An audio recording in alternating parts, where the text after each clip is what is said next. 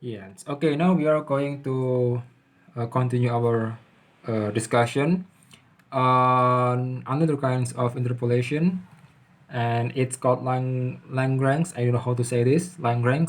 Let's say Lagrange interpolation formula. Okay, so this is another kinds of interpolations, and I think the founder of this formula is Lagrange. So this interpolation is called with Lagrange interpolation formula. Okay, so because we are talking about formula, so Lagrange interpolation has also a formula, and the formula is right here. So the formula is really long actually. So this plus actually this is this section is in here, but because it's too long, so I put this second section of formula on the bottom side of the first section. So this is the first section, and then the second section plus blah blah blah plus blah blah blah blah blah until the end of the section of this formula here. So this formula is considered as very long very long formula, and the length of formula is depend on n. So if we have more number of data, then the formula will be longer, and if we have less data, the how to say the formula will be shorter. So it depends on what number of the formula we have. Okay, so this is the general equation, the general formula to do a Lagrange interpolation. Okay, and I think it will be easy for you to understand this formula by directly implement this formula in a real problem. Okay, so we have example of Lagrange interpolation formula. So let's say we have this data. We have 4 points data, 5.12, 6.13, 9.14, and 11.16. Yeah. Okay, and the idea of Lagrange interpolation is in this formula, all the data, all the data is all the data are involved in the calculation. If you and I want to remind you that in previous interpolation we only use 2 points or at least 3 points, but in this case all points or all data or value all value of x and y are involved in our calculation, and we are going to find the value of y. Okay, the value of y when the x equals to 10, and in this data we don't have 10, so we don't have the idea of what value of y when the data of x is equal to 10. So we are going to interpolate. We are going to make some kind of interpolation, some kind of prediction the value of y when the value of x equals to 10. So we are going to use this concept, this formula. Okay, now we start from y. Okay, y. Okay, I will write this here. Okay, y10. Y10 means the value of y when x equals to 10. Okay. Okay, now we are going to the first section. Okay, I will make this line first.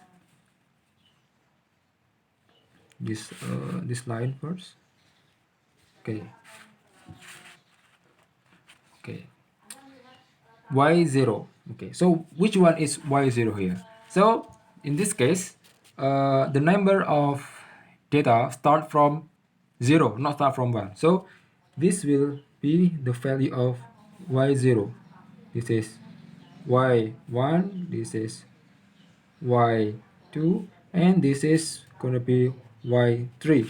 And also for this is x0, x1, x2, and this is x3. Okay, so we have 4 points, but the highest number of data is 3, not 4. Okay, because we start from 0, 0, 1, 2, 3. Okay, now we are back to this. Okay, we are going to find y0. Okay, y0 or y0. Okay, y0 is equals to this. Okay, but okay, I will not put any number. I want to tell you how to construct the formula, because we have to know how long our formula if we have 4 data. Okay, 1, 2, 3, 4. Okay, because when the data is 3 or 5, the formula will be different. So we are going to construct the formula first, special for this data only, 4 points. Okay, 0, y null or y0. Okay, now we are going to the bottom section. X0 minus x1, x0 minus x2, and until x0 minus xn. Okay, how many n we have? How many number of data we have? This is the highest number of uh, our data is n, so the n will be 3. So this is n, so n 3. So this is x0 minus x3. Okay, stop until this x1, this is x now, x2, x0 minus x3. Okay, now we're going to the upper part. Okay, for this part, because we have three part here, 1, 2, 3. So we're going to make same same bracket on the upper side. We always write down x here, x, x, x. Okay, and because we are talking about null, y null, so we eliminate null. We eliminate the x null and y null. We close this section. Okay, we assume that we don't have this value. Okay, and then minus x1 minus x2 and minus x3. Okay, and this is for the value of x0 and y0. Okay, now we are going to the second part, plus. Okay, we are making again line here. Okay, y0, and then this become y1. Okay, y1, and because we have already 3 brackets, so we are going to make 3 brackets also in this session, in the bottom part. Okay, when we are talking about y0, then all this position will be x0, x0, and also x0. So when this is y1, so this point will be x1, x1, and x1. Okay, now we eliminate, because we are talking about the x1, so we eliminate the value of x1 here. So we only have, okay, this is how to okay, now we assume that we don't have x1 and y1. We close this. We have only x0, x2, and x3. So this bracket will be minus, minus, minus. This is x0, x2, and x3. 3. Okay, now let's say because we have 3 brackets here, then this section will be also will also have 3 brackets, and we start from x minus x minus x minus, and we just copy this this and this on this. So x0, this is x0, x2, this is x2, and then this is x3. Okay, plus again. Okay, this is for x0 y0, and then this is for x1 point y1.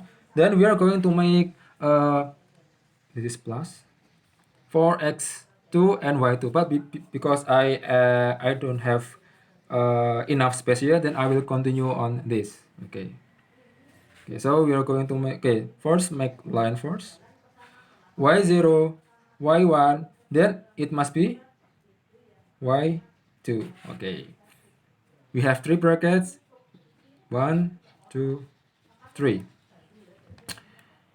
Okay, y0, this is y0, y1 x1 x1 x1. So in y2, then this will be x2 x2 and x2. Okay, and then minus minus minus. Let's assume that we don't have x2 here, we only have x0 x1 and x3. Then the equation will be x0 x1 and x3. Okay, x3. Okay, bracket 1, bracket 2, and bracket 3. X minus x minus x minus. Then copy this and this into the upper side. x0 x1 and x3. Okay, now this is for x2, I mean, and y2, and then we plus again, minus. Okay, 3 brackets. We are going to y3. Okay, y0 1 2 and 3, and then this is x3, this is x3, and this is x3. Minus minus and minus. We eliminate this, so we have x0 x1 and x2. So this will be x0 x1 and x2. 3 brackets again on the upper side. X minus x minus x minus x0 x1 and x2. Okay, do we have to make plus again? No, because we only have our data is only reach y3. Okay, we don't have y4. Okay, we don't have y4 because 0 1 2 3 and no y4 here. So this formula is finished. Okay, so this for x3 and y3 and stuff, and this is how to construct the formula. And now we are going to put the number into this. Okay, but in the next video.